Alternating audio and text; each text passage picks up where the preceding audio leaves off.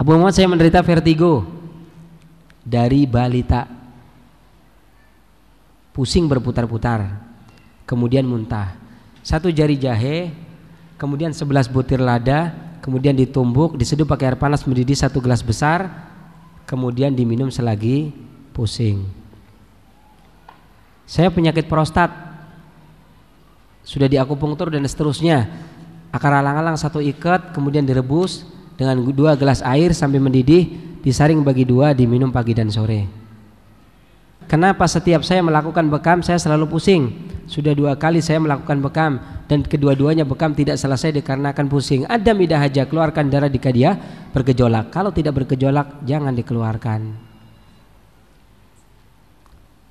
Itu Ibnu Qayyim yang ngomong ya.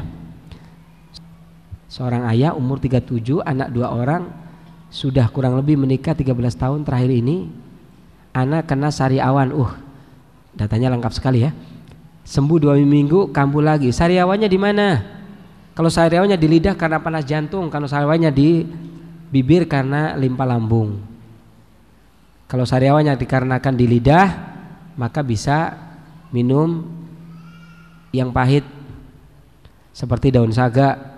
Kalau sariawannya di bibir, bisa minum yang manis seperti jus tomat. Abu saya menikah udah 6 tahun. Lalu sampai sekarang saya belum diberi keturunan. Istri saya ada kista 4,6 cm. Mohon bantuan solusi herbalnya. Apa yang bagus? Bagaimana untuk menambah kualitas sperma? Untuk menambah kualitas sperma ada dengan 2 cara sekaligus. 1 untuk 2 suami istri. 1 jari kunyit, kemudian asam jawa sebesar telur burung puyuh 2, kemudian gula aren secukupnya direbus dengan 2 gelas air sampai mendidih, saring bagi 2, minum pagi sore. Buat istri dan buat suami. Yang kista ya buat kista, yang suaminya. Dan kunyit ketemu dengan asam itu akan memperbagus kualitas sperma. Adapun yang meningkatkan ereksi adalah jahe. Yang mempertahankan lama adalah jahe dan adas.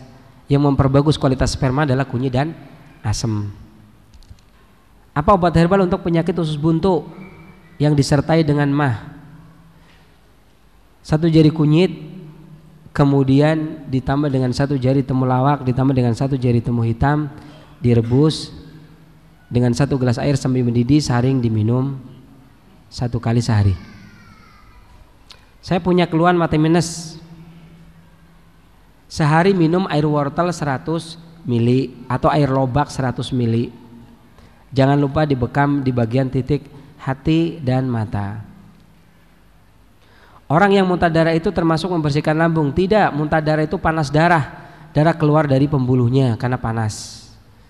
Kalau di dasar orang yang muntah darah dikatakan orang yang termakan racun.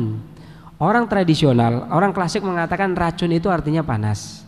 Jadi benar, racun panas. Saat ini suami saya berusia 45 tahun, sejak usia 30 tahun terkena asam urat. Apa herbalnya? 3 lembar daun salam, 1 jari temulawak, 1 jari lengkuas, 1 jari kencur, direbus dengan 2 gelas air sampai mendidih, saring bagi 2, minum pagi dan sore. Untuk mempercepat pemulihan tulang tadi saya katakan bisa minum jus wortel sedaun-daunnya. Ya, 100 ml. Itu pola hidup. Kita bikin yang ringkas-ringkas-ringkasnya, meringkas dari pola hidup yang ada. Sebenarnya itu belum pola hidup, tapi cuplikan dari pola hidup. Ya paling tidak walaupun cuplikan dapatlah. Ya kan, nyantol. Paling tidak antum pulang tidak tidur terlalu malam lagi. Minimal demikian, bangun tidur menjadi segar. Ya, orang yang tidur malam tidak mendapatkan nutrisi, berhubungan seksual pun menjadi lemah. Terhadap anak-anak akan kurang pertumbuhan badannya. Maka perhatikan pola hidup, perhatikan makanan. Tidak ada makanan yang nggak beres. Ada yang bilang saya orang Padang, wajar dong kalau saya kolesterolnya tinggi. Tidak, masakan Padang itu tidak selalu menaikkan kolesterol. Tidak. Ya, kalau masaknya benar. Ya, kalau pengen bener berarti ngadain daurah masak. Ya, kapan-kapan dia belajar masak. Ibu-ibu dan bapak-bapak tentunya. Seingat saya dulu, orang Padang dahulu itu selalu menggunakan penawar. Di ladonya yang lado hijau, kan ada itu sambal hijau, sambalnya itu biasanya mereka gunakan daun kunyit yang digulung, diikat. Masih ada yang ingat? Ini orang tua, yang saya tanya orang tua. Kalau anak muda percuma nggak ingat. Masih ada yang ingat orang Padang? Masih? Itu untuk menurunkan kolesterol kalau dimakan bareng. Kalau sekarang udah dibuang daun kunyitnya, kolesterolnya pada naik. Itu bukan salah masakan Padangnya, salah yang masak hari ini. Ya, jadi orang Padang nggak ada masalah. Kalau masaknya bener nggak ada masalah. Yang lado hijau, kan ada itu sambal hijau, sambalnya itu biasanya mereka gunakan daun kunyit yang digulung, diikat. Masih ada yang ingat? Masih ada yang ingat orang Padang? Masih? Itu untuk menurunkan kolesterol kalau dimakan bareng. Kalau sekarang udah dibuang daun kunyitnya, kolesterolnya pada naik. Itu bukan salah masakan Padangnya, salah yang masak hari ini. Ya, jadi orang Padang nggak ada masalah. Kalau masaknya bener nggak ada masalah. Bagaimana akidah mereka? Siapa yang mencetuskan Syiah? Kemudian bagaimana kedudukan para sahabat di sisi mereka? Lebih khususnya lagi kedudukan Abu Bakar, Umar, Aisyah, Hafsah radhiyallahu taala anhum di sisi mereka. Rafidhah ini yang menolak imamah kepemimpinan Abu Bakar dan Umar, berlepas diri dari mereka berdua, mencela mereka berdua, serta menghina para sahabat Nabi sallallahu alaihi wasallam. Syiah berbeda dengan agama Islam. Bukanlah bagian daripada agama Islam.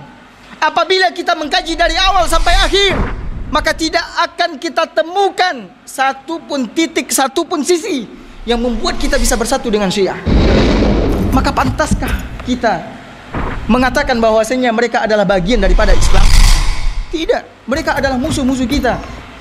Mereka telah menghina Allah, mencaci maki Allah, menghina Al-Quranul Karim. Di mana kita sebagai hamba-hamba Allah Subhanahu wa taala yang beriman kepada Allah?